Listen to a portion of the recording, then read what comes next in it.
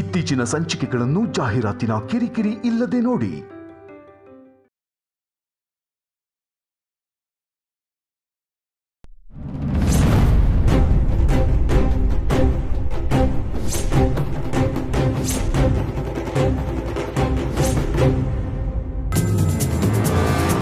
ಅತ್ತೆ, ನಿಮ್ಮ ಹತ್ರ ಮಾತಾಡಬೇಕಿತ್ತು. ಹೇಳಿ, ಏನು ವಿಷಯ? ಅತ್ತೆ, ಲೀಲಾ ಅವ್ರ ಮದುವೆಗೆ ನಾವು ನಿಮ್ಮ ಜೊತೆ ಸೇರಿಕೊಂಡು ಸಹಾಯ ಮಾಡ್ಬೋದಾ?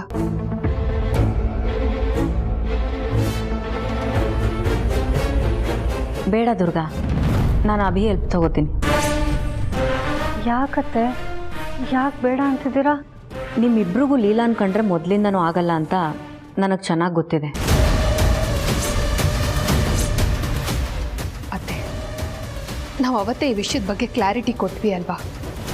ನಾವು ಲೀಲನ್ ಜೊತೆ ನಿಷ್ಠೂರವಾಗಿ ನಡ್ಕೋತಾ ಇರೋದು ಅವಳ ಜೀವನದ ಬಗ್ಗೆ ಅವಳು ಯೋಚನೆ ಮಾಡಲಿ. ಈ ಮನೆಯಿಂದ ಆಚೆಗೆ ಒಂದು ಪ್ರಪಂಚ ಇದೆ, ಆ ಪ್ರಪಂಚಕ್ಕೆ ಹೋಗಿ ಅವಳ ಲೈಫನ್ನು ಸೆಟಲ್ ಮಾಡ್ಕೊಳ್ಳಿ ಅನ್ನೋ ಕಾರಣಕ್ಕೆ. ಹೌದು ಅತ್ತೆ, ಅವಳ ಮೇಲಿರೋ ಕಾಳಜಿಯಿಂದ ನಾವು ಹೀಗೆಲ್ಲ ಮಾಡಿದ್ದು. ಅದನ್ನಿಟ್ಕೊಂಡು ನೀವು ಹೀಗೆಲ್ಲ ಮಾತಾಡಿದ್ರೆ ನಮಗೆ ತುಂಬ ನೋವಾಗುತ್ತೆ.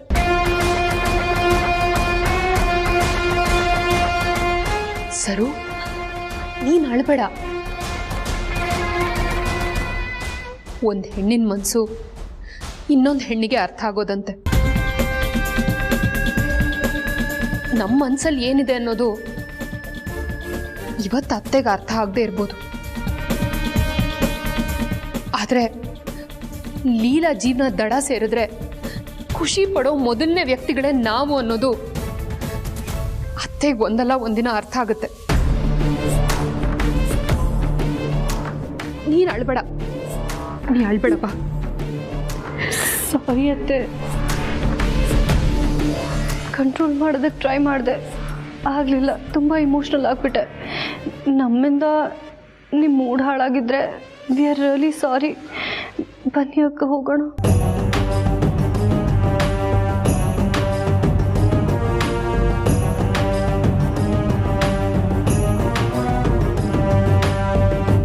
ಒಂದು ನಿಮಿಷ ದುರ್ಗಾ.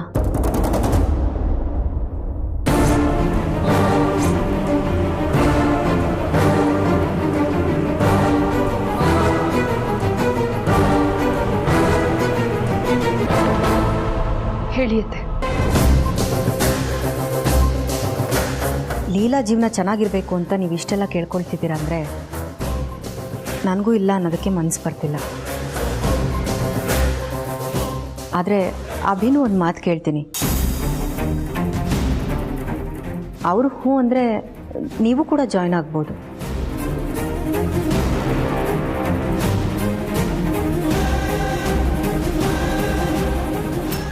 ಅಕ್ಕ, ಈಜೆಗೆ ವಿಷಯ ಗೊತ್ತಾದರೆ ಮದುವೆನೇ ನಡೆಯೋದಿಲ್ಲ ಅಲ್ವಾ ಅಕ್ಕ? ಗೊತ್ತಾಗಕ್ಕೆ ಬಿಟ್ರೆ ತಾನೆ ಸರು. ನೀನು ಆರಾಮಾಗಿರು.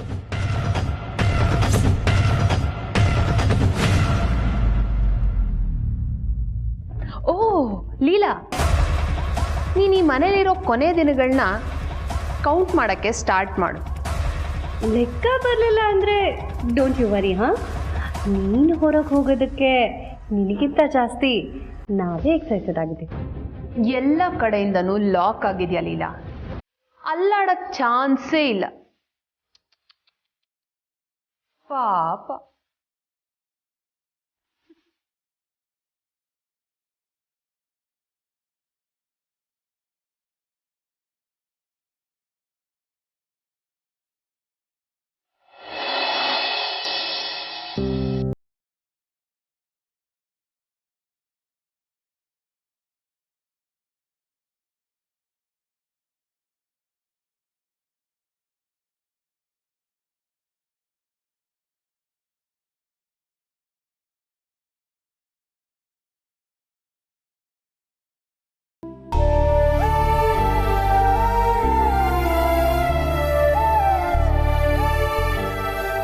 ಲೀಲಾ,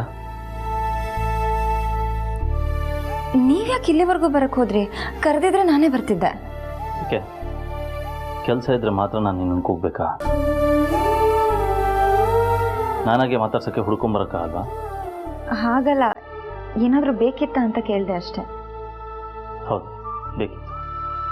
ಏನು?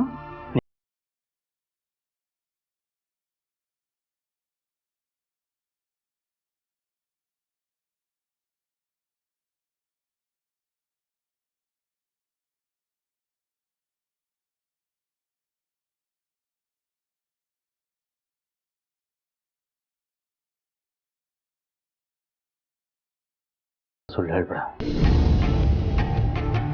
ನಿನ್ನ ಮನಸ್ಸಲ್ಲಿ ಏನು ನಡೀತದೆ ಅಂತ ನನಗೆ ಚೆನ್ನಾಗಿ ಗೊತ್ತು. ಅದಕ್ಕೆ ನಾನೇ ಬಂದೆ. ಹೇಳು, ನಿನಗೇನು ಬೇಕು? ನಿನಗೆ ಯಾವುದ್ರಲ್ಲಿ ಖುಷಿ ಇದೆ? ನಿನ್ನ ಮನಸ್ಸೆಲ್ಲಿದೆ? ಏನು ಮಾಡಬೇಕು ಅಂತಿದ್ಯಾ? ಏನು ಸಾಧಿಸ್ಬೇಕು ಅಂತಿದ್ಯಾ? ಎಲ್ಲನೂ ಓಪನ್ ಆಗಿ ಹೇಳ್ಕೊ ನನ್ನ ಹತ್ರ. ಆ್ಯಕ್ಚುಲಿ ಅಂತನೂ ಅದನ್ನೇ ಹೇಳ್ತಾ ಇದ್ಲು, ನಿನ್ನ ಜೀವನ ಸರಿ ಹೋಗಬೇಕು, ಮತ್ತೆ ನೀನು ಖುಷಿಯಾಗಿರಬೇಕು ಅಂತ. ತುಂಬ ದಿನದಿಂದ ನೀನು ಮಂಕಾಗಿದೆಯಾ. ಎಲ್ಲರ ಮುಂದೆ ನಗನಾಗ್ತಾ ಇದ್ರು ನಿನ್ನ ಮನಸ್ಸಲ್ಲಿರೋ ನೋವು ನನಗೆ ಅರ್ಥ ಆಗುತ್ತೆ. ನೋಡಲಿಲ್ಲ, ನಿನ್ನ ಜೀವನ ಸರಿ ಹೋಗೋದಕ್ಕೆ ಮತ್ತೆ ನೀನು ಖುಷಿಯಾಗಿರೋದಕ್ಕೆ ಏನು ಬೇಕಾದ್ರೂ ಮಾಡೋಕ್ಕೆ ರೆಡಿ ಇದ್ದೀನಿ ನಾನು. ಹೇಳು, ನೀನು ಆ್ಯಕ್ಟರ್ ಆಗ್ತೀಯಾ ಹಾಗೂ, ಅಥವಾ ನೀನು ಇಂಟ್ರೆಸ್ಟ್ ಬೇರೆ ಕಡೆ ಇದೆಯಾ? ಏನು ಬೇಕಾದರೂ ಮಾಡು, ನಾನು ನಿನ್ನ ಜೊತೆ ಇದ್ದೀನಿ. ಒಟ್ಟಿನಲ್ಲಿ ನೀನು ಖುಷಿಯಾಗಿರ್ಬೇಕಷ್ಟೆ. ಅದು ಅಷ್ಟು ಸುಲಭ ಅಲ್ಲ ರೀ. ಅಂತರ ಅಕ್ಕ ನನಗೆ ಬೇರೆ ಯಾರನ್ನೋ ತರ್ತೀನಿ ಅಂತಿದ್ದಾರೆ. ಈ ವಿಷಯ ನಿಮಗೆ ಗೊತ್ತಿಲ್ಲದೆ ನೀವೀಗೆಲ್ಲ ಮಾತಾಡ್ತಿದ್ದೀರಾ. ಇಲ್ಲ, ನಿನ್ನೆ ಕೇಳ್ತಾ ಇರೋದು. ಹೇಳು. ಕೇಳಬೇಕು ಅನಿಸ್ದಾಗ ಖಂಡಿತ ಕೇಳ್ತೀನಿ. ಆದರೆ ಸದ್ಯಕ್ಕೆ ನನಗೆ ಯಾವ ಆಸೆನೂ ಇಲ್ಲ. ನೀವು ಖುಷಿಯಾಗಿದ್ದರೆ ನಾನು ಖುಷಿಯಾಗಿರ್ತೀನಿ. ನಾನು ನಂಬೋ ದೇವ್ರ ಮೇಲೆ ಆಣೆ.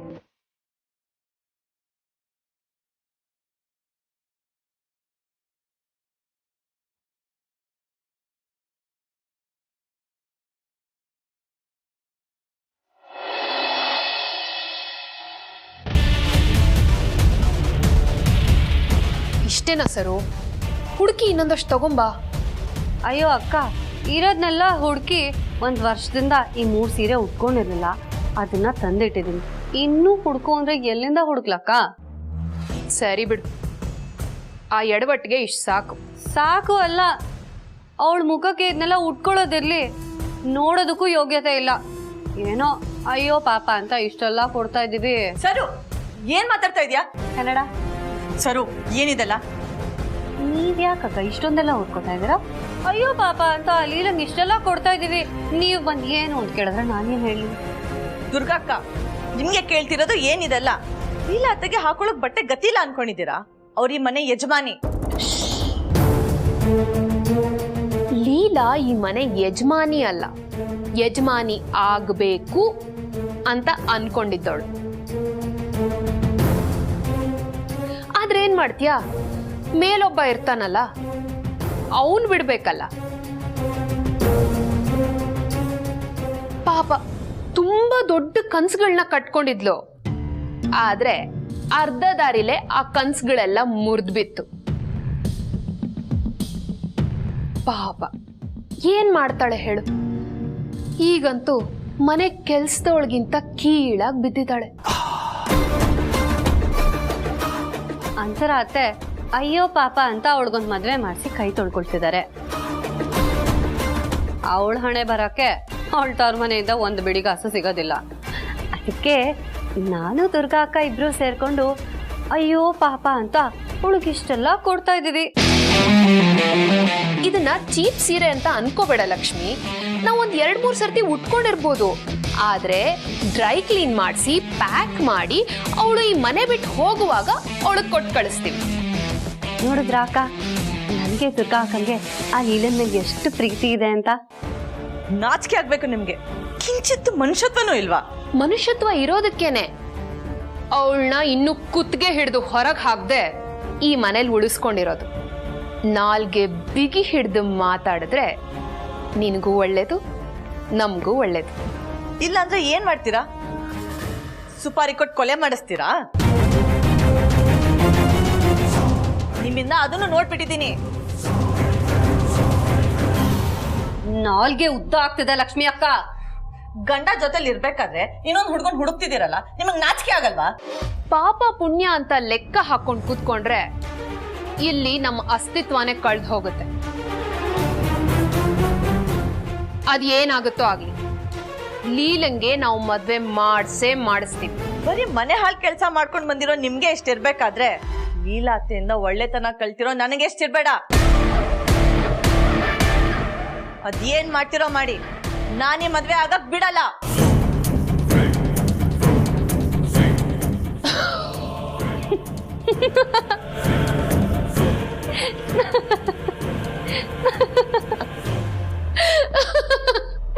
ಅಕ್ಕ, ನಾವ್ ಯಾಕೆ ನಗ್ತಿದೀವಿ ಅಂತ ನಿಮಗ್ ಗೊತ್ತಾಗ್ತಿಲ್ಲ ಅಲ್ವಾ ಪಾಪ? ದುರ್ಗಾ ಅಕ್ಕ, ಲಕ್ಷ್ಮಿ ಅಕ್ಕಂಗ್ ಸ್ಯಾಂಪಲ್ ತೋರ್ಸಲ್ವಾ? ಬಾ ಅಕ್ಕ. ಬಿಡು ನನ್ ಕೈನ. ಅರೆ ಬಾರಕ್ಕ, ಎಲ್ಲಿ ಕರ್ಕೊಂಡು ಹೋಗ್ತಿದ್ಯಾ? ಬಿಡು. ಅಯ್ಯೋ ಬಾರಕ್ಕ.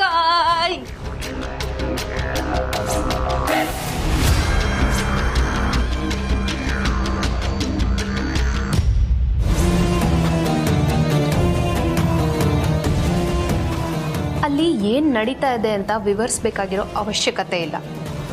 ಅಲ್ಲಿ ಏನ್ ನಡೀತಾ ಇದೆ ಅಂತ ನೋಡಿನೂ ಅರ್ಥ ಮಾಡ್ಕೊಳ್ದೇ ಇರೋಷ್ಟು ದಡ್ಡಿ ನೀನಲ್ಲ.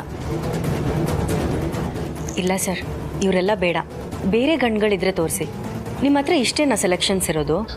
ಹಾಗೇನಿಲ್ಲ ಮೇಡಮ್, ಅಂದರೆ ತುಂಬ ವೆರೈಟೀಸ್ ಹುಡುಗರ ಫೋಟೋಗಳು ನಮ್ಮ ಹತ್ರ ಇದೆ. ನೀವು ಯಾವ ಫೈಲ್ ಹೇಳ್ತೀರೋ ಆ ಫೈಲ್ ತೋರಿಸ್ತೀನಿ. ನೀವು ಯಾರಿಗೆ ಅಂತ ಹೇಳಲಿಲ್ಲ, ಅದಕ್ಕೆ ಬೇಸಿಕ್ಕಿಂದ ಶುರು ಮಾಡಿದೆ ಅಷ್ಟೇ. ನನ್ನ ಸ್ವಂತ ತಂಗಿ ಲೀಲಾ ಅಂತ. ಅವಳ ಜಾತಕ ಡೀಟೇಲ್ಸ್ ಎಲ್ಲ ಆಮೇಲೆ ಕೊಡ್ತೀನಿ. ಆದರೆ ಮದುವೆ ಆಗೋ ಹುಡುಗ ಮಾತ್ರ ಕ್ಲಾಸ್ ಆಗಿರಬೇಕು. ನಾಚಿಕೆ ಆಗ್ಬೇಕು ನಿಮ್ಮಿಬ್ರಿಗೂ. ಮದ್ವೆ ಆಗಿರೋ ಒಂದು ಹೆಣ್ಣಿಗೆ ಗಂಡು ನೋಡ್ತಿರೋದನ್ನ ನೋಡ್ಕೊಂಡು ಈ ತರ ಅಹಂಕಾರದಲ್ಲಿ ನಗ್ತಾ ಇದ್ದೀರಲ್ಲ. ಅರೆ ಸರಿ, ನಾವು ನೋಡಿ ನಗ್ತಾ ಇದೀವಿ, ನೀವು ಇಲ್ಲೇ ನಿಂತಿದ್ದೀರ ತಾನೆ? ಹೋಗಿ ಹೇಳಿ ಅಂತರ ಅತ್ತೆಗೆ, ಏಜೆ ಲೀಲಾ ಮರುಮಂಗಲ್ಯ ಟೈಮಲ್ಲಿ ನೀವು ಬಂದ್ರಿ, ಹೀಗೆಲ್ಲ ಹುಡ್ಗನ್ ನೋಡ್ಬೇಡಿ ಲೀಲಾಗೆ ಅಂತ. ಹೋಗಿಪಾ ಹೇಳಿ. ಆಗಲ್ಲ ಅಲ್ವಾ? ಪಾಪ ನೀನ್ ತಾನೇ ಏನ್ ಮಾಡ್ತೀಯ? ಅಲ್ಲಿರೋದು ಅಂತರ ಅತ್ತೆ. ಇರೋ ವಿಷಯನ ಇದ್ದಾಗೆ ಹೇಳಿದ್ರೆ ಸಮಸ್ಯೆ ಜಾಸ್ತಿ ಆಗತ್ತೆ ಹೊರತು ಕಮ್ಮಿ ಖಂಡಿತ ಆಗಲ್ಲ.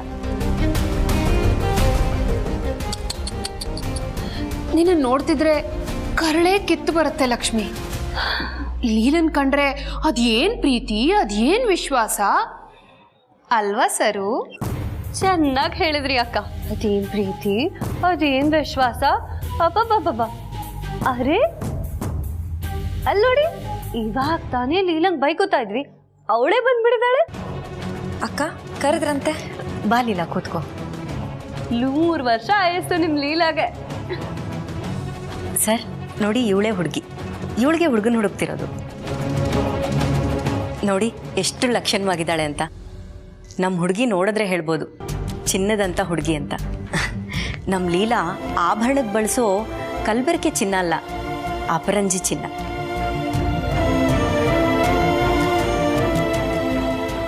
ಈಗಲೇ ತೋರಿಸ್ತೀನಿ ಮೇಡಮ್.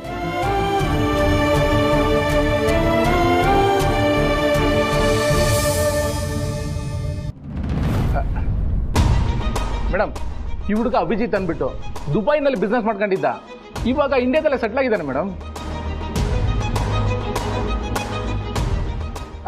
ಇವನ ಹೆಸರು ಪ್ರಶಾಂತ್ ಅಂತ. 106 ಎಕರೆ ಟೀ ಎಸ್ಟೇಟ್ ಇದೆ. ಚೆನ್ನಾಗಿ ಓದ್ಕೊಂಡಿದ್ದಾನೆ ಮೇಡಮ್. ನೀವೊಂದ್ಸಲಿ ನೋಡಿ ಮೇಡಮ್. ಇಲ್ಲ ಮೇಡಮ್. ಸರ್ ಅವಳು ನೋಡಲ್ಲ.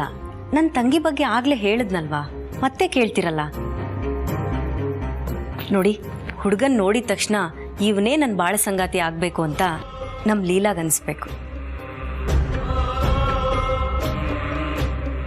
ಹುಡುಗ ನಮ್ಮ ಲೀಲಾ ಎಷ್ಟೇ ಕಷ್ಟದ ಪರಿಸ್ಥಿತಿಲಿದ್ರು ಹಿಂದೆ ಮುಂದೆ ಯೋಚನೆ ಮಾಡದೆ ನಮ್ಮ ಲೀಲಾನ ಕಾಪಾಡಬೇಕು.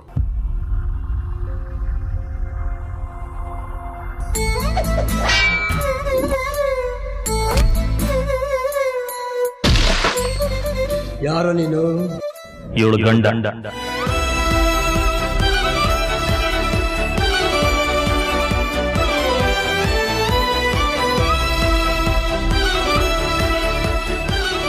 ಯಾವುದೇ ಸಿಚುವೇಶನಲ್ಲಿದ್ದರೂ ಲೀಲಾನ ಬಿಟ್ಕೊಡ್ಬಾರ್ದು, ಅವಳ ಪರವಾಗಿ ನಿಲ್ಲಬೇಕು. ಯಾಕಂದರೆ ನಮ್ಮ ಲೀಲಾ ಯಾವ ತಪ್ಪು ಮಾಡೋಳಲ್ಲ. Now I want to make one point very clear. ಈ ಮನೆಯಲ್ಲಿ ಲೀಲನಿಗಿಂತ ದೊಡ್ಡದು ಯಾವುದು ಇಲ್ಲ. ಲೀಲಾ ಈ ಮನೆ ಯಜಮಾನಿ. ಒಟ್ನಲ್ಲಿ ನಮ್ಮ ಲೀಲಾನ ರಾಶಿ ರಾಶಿ ಪ್ರೀತಿ ಮಾಡಬೇಕು.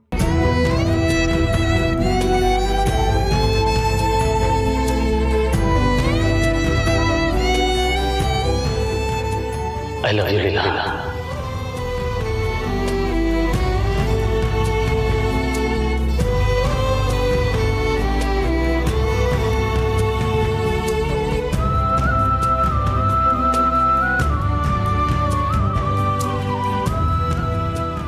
ಅಯ್ಯೋ, ಅಂತರಾತೆ ಹುಡುಗನ್ ಹುಡುಕ್ತಿರೋ ಸ್ಪೀಡ್ ನೋಡ್ತಿದ್ರೆ ನನಗೆ ಭಯ ಆಗ್ತಿದೆ.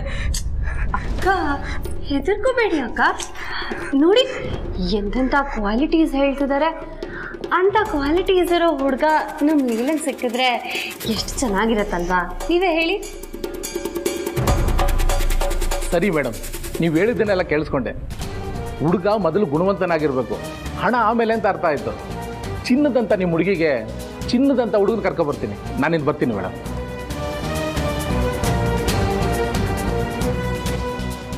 ಲೀಲಾ, ನಿನ್ನ ಜೀವನ ತುಂಬ ಚೆನ್ನಾಗಿರುತ್ತೆ, ನನ್ನನ್ನು ನಂಬು.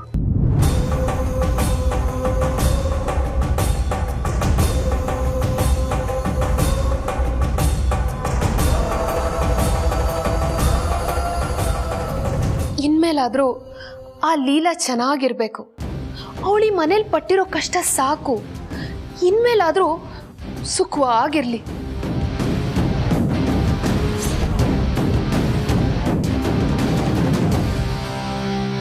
ಅಲ್ವಾ ಲಕ್ಷ್ಮಿ?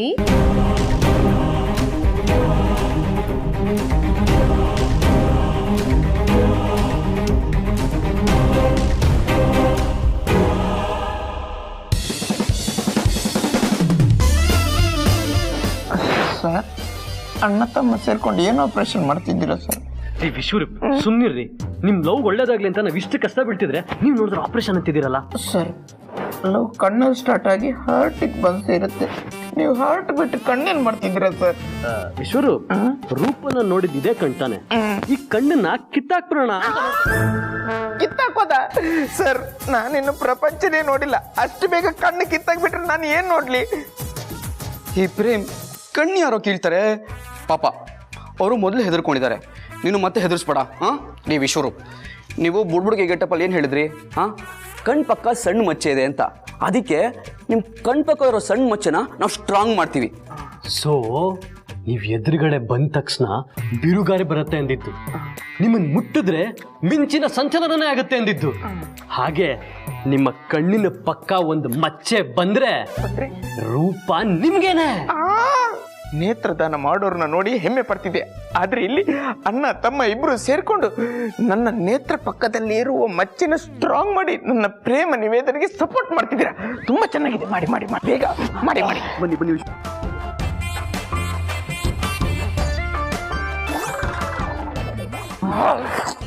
ಸರ್, ಒಲವಿನ ಎಲೆಕ್ಷನ್ ನಲ್ಲಿ ಠೇವಣಿ ಕಳ್ಕೊಳ್ಳದೆ ಬಹುಮತ ಸಾಧಿಸಿ ಬರ್ತೀನಿ. ಬಾಯ್ ಬಾಯ್ ಬಾಯ್ ಬಾಯ್.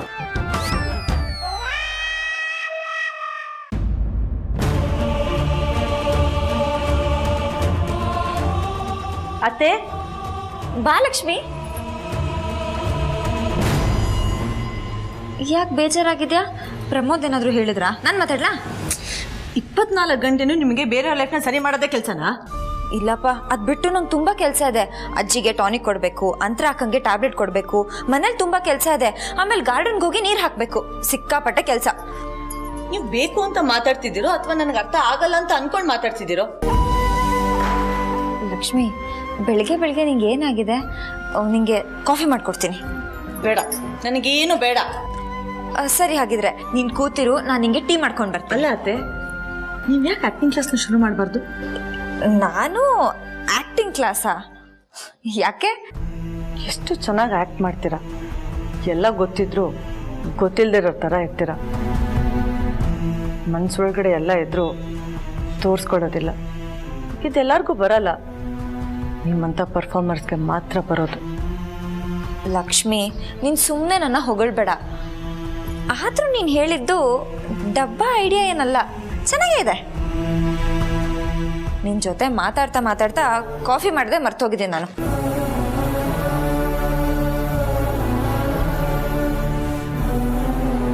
ಅಯ್ಯಯ್ಯೋ, ಸಕ್ಕರೆ ಜಾಸ್ತಿ ಆಗೋಯ್ತು. ಏನಾಗಲ್ಲ, ಹಾಲಾಕಿ ಮ್ಯಾನೇಜ್ ಮಾಡ್ತೀನಿ.